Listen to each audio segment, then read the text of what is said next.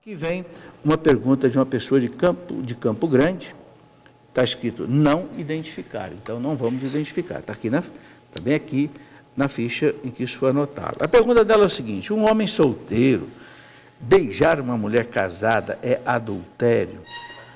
Não, não é adultério, mas é pecado, né? É pecado porque é infidelidade aí com o casamento.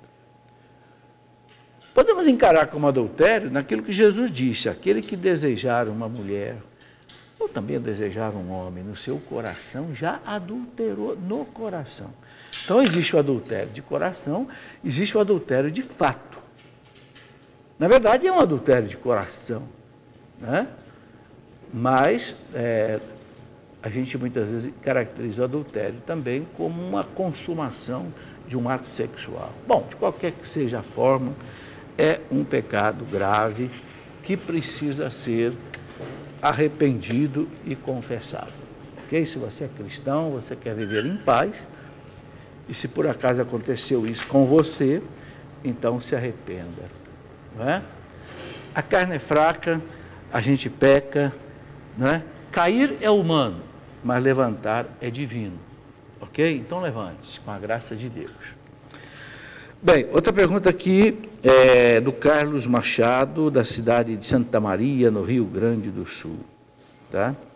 Ele diz aqui: por que a traição não é motivo para tornar nulo o casamento?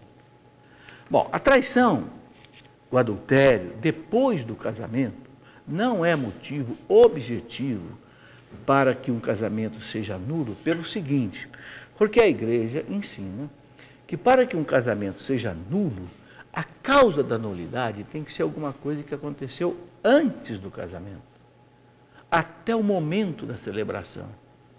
Se houve a celebração foi válida, um não está mentindo para o outro, um não está enganando o outro, não houve tapeação, não houve dolo, não houve má fé, não houve perseguição, não houve chantagem, eles querem mesmo se casar, querem, nenhum dos dois está iludido nem enganado, querem, então o casamento valeu. Se valeu, valeu. Se houver adultério amanhã, não pode anular uma coisa que já valeu, compreendeu? Então, o adultério, ele pode, de repente, ser um indício de nulidade. Veja bem, se porventura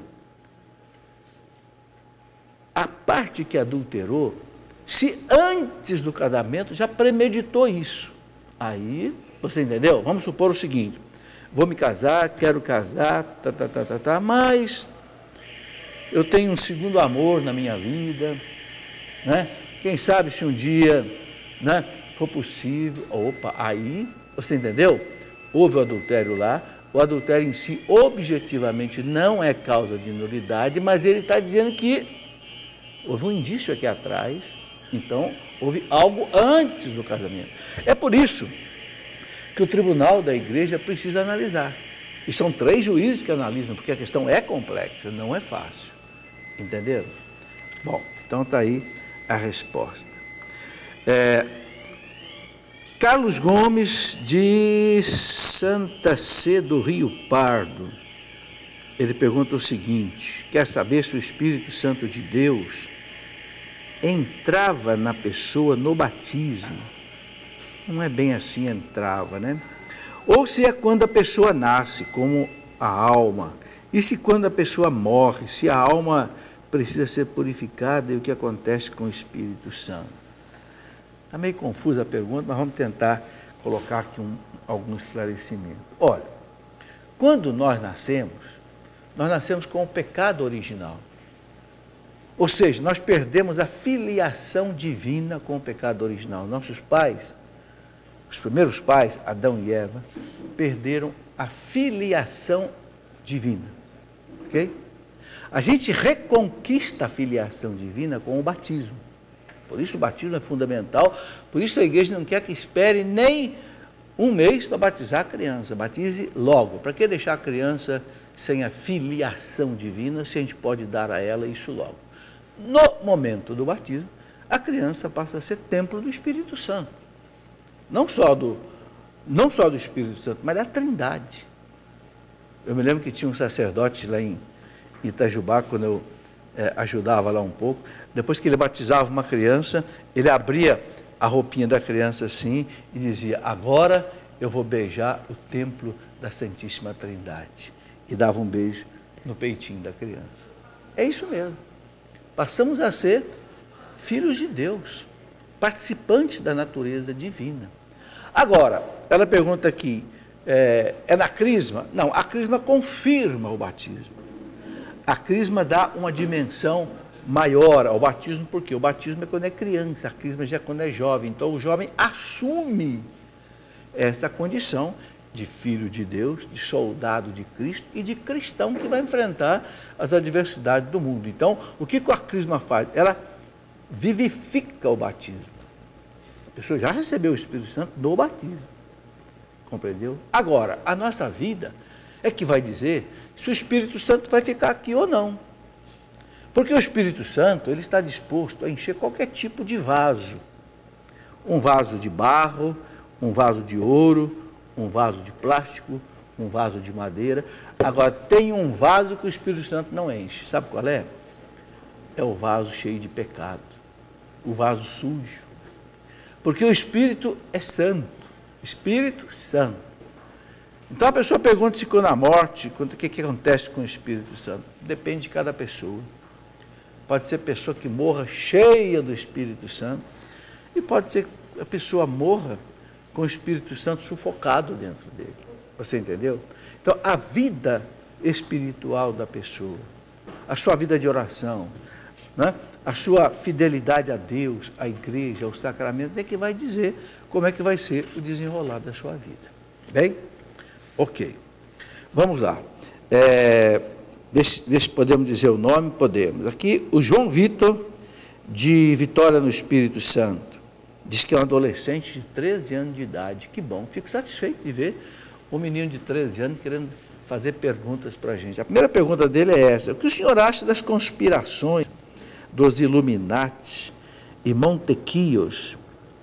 Ô João, essa questão dos Illuminati é complicada, viu? Olha, eu já li um bocado sobre isso, mas é difícil a gente saber até que ponto isso é real, isso é fantasia, até que ponto as coisas que colocam ali, sabe? Então, quando eu vejo essas coisas assim meio nubladas, assim, Nova Era, Illuminati, essas coisas, sabe o que eu faço?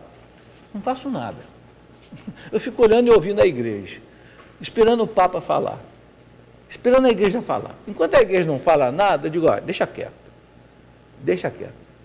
entendeu? E aí eu vou me preocupar com aquilo que Jesus disse: vigiai, orai. A gente não sabe que horas que Deus vai nos chamar, entende? Nada acontece com a gente sem que Deus permita.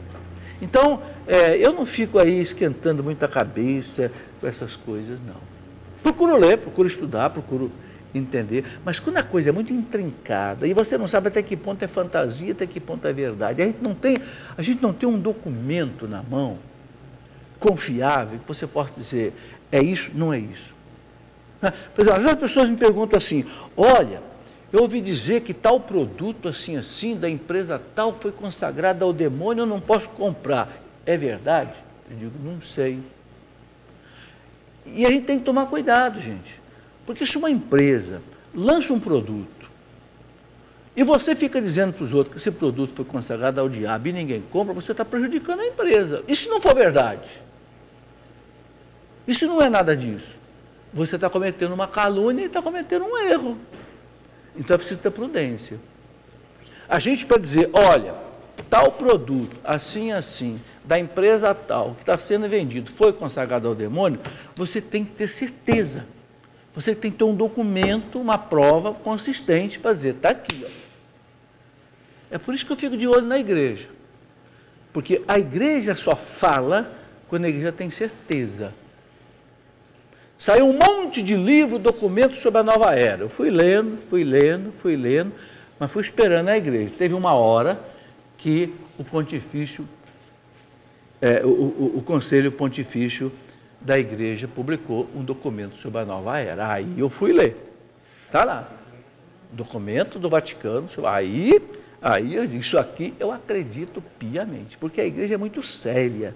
A igreja vai a fundo, a igreja pega lá os seus conselhos pontifícios, põe o pessoal para estudar a fundo, e quando publica alguma coisa, o Papa está sabendo, então a gente não fica em dúvida nessas coisas. Bom, o que o senhor acha do estilo de música rock? Olha, eu pessoalmente não gosto. Estou falando uma opinião pessoal minha. Eu gosto de música suave, eu gosto de música lenta, eu gosto de música clássica. Eu gosto de ouvir aí uma Ave Maria de Gounod, eu gosto de ouvir aí um bolero gostoso do meu tempo, né? Eu gosto de ouvir um Ray Conniff, eu gosto de ouvir um Lafayette, eu gosto de ouvir um Paul Mouriat, né? Eu gosto de música suave, orquestrada. Rock é muito barulhento para a minha cabeça. Gosto desse estilo, mas minha mãe diz que não é de Deus. Ô João, é um menino de 13 anos. Ô João, a gente não pode dizer também que o rock seja tudo ele satânico. Não, peraí, não é assim também. Os americanos têm uns rock meio lá, estilo caipira, que são uns rock. Agora, você pode pegar um bolero e colocar a serviço de Satanás. Você pode colocar uma música clássica e colocar a serviço. Como você pode pegar o rock? É verdade que tem muitos conjuntos de roqueiros que dão uma conotação de violência, de droga, de satanismo. É verdade. A gente vê quantos roqueiros morreram aí na flor da idade, né? E tem músicas em rock aí, por exemplo, eu me lembro, eu não sou de acompanhar isso, mas quando meus meninos eram crianças, eu acompanhava. Eu me lembro que tinha um conjunto lá que tinha uma música Faith No More. Eu dizia para meus filhos, você sabe o que quer dizer isso aqui? Faith No More. Quer dizer, fé nunca mais. Deus nunca mais. Aí eu fui ver a letra da música e fui traduzindo para meus filhos. Né? Eu digo, vocês querem cantar isso aqui? Uma música que exalta o demônio e rebaixa a Deus? Ah, não, pai, isso não. Então tudo bem, então joga isso fora. Depois, quando eu morri, um desses roqueiros aí, drogado e tal, não sei o quê, e com aquelas roupas todas malucas, eu disse, vocês estão vendo? É isso que vocês querem para vocês? Não. Então, mesmo que se goste, João, tome cuidado, viu? Procure ler a letra da música, porque as músicas são em inglês, são em outras línguas, e às vezes você fica cantando um negócio sem saber o que você está cantando. Cuidado, entendeu?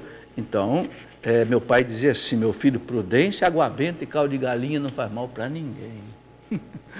Prudência, caldo de galinha e água benta não faz mal para ninguém. Tenha prudência. Ok.